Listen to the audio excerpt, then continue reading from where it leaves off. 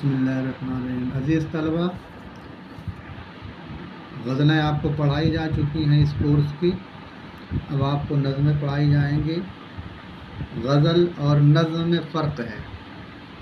ایک چیز آپ کے ذہن میں ہونی چاہیے کہ لفظوں کو پرونا، لفظوں کو صحیح سانچے میں ڈھالنا، یہی شاعری کا کمال ہوتا ہے۔ اسی لیے اس کو نظم کہا جاتا ہے۔ نظم کے معنی ہی ہوتا ہے انتظام، ترتیب، سجاوٹ، آرائش۔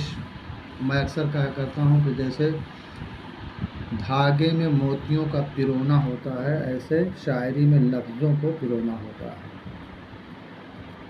نظم، تمام طرح کی شاعری نظم ہی کہلاتی ہے، کیونکہ تمام طرح کی شاعری میں لفظوں کو پرویا جاتا ہے، اس میں ایک لے پیدا کی جاتی ہے، دھن پیدا کی جاتی ہے، ردیف قافیہ کا خیال رکھا جاتا ہے۔ بہرکیف غزل کے علاوہ تمام شاعری کو ہم نظم ہی کہتے ہیں۔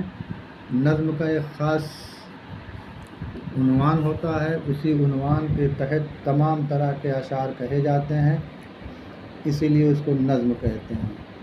غزل میں یہ آزادی ہوتی ہے کہ ایک شعر کسی سماجی پہلو پر ہے کہ دنیاوی پہلو پر ہے، خدا کی للہیت بیان کرتا ہے، خدا کی وحدانیت بیان کرتا ہے، محبوب کی خوبصورتی بیان کرتا ہے۔ غزل کا ہر شعر اپنا مفہوم الگ رکھتا ہے، لیکن نظم کے سارے اشعار، اس کا تانا بانا اسی عنوان کے ارد گرد گھومتا ہے۔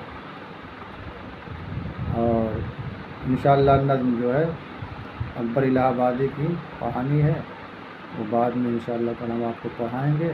نظم کی تشریح میں نے بیان کر دیا۔ خدا حافظ۔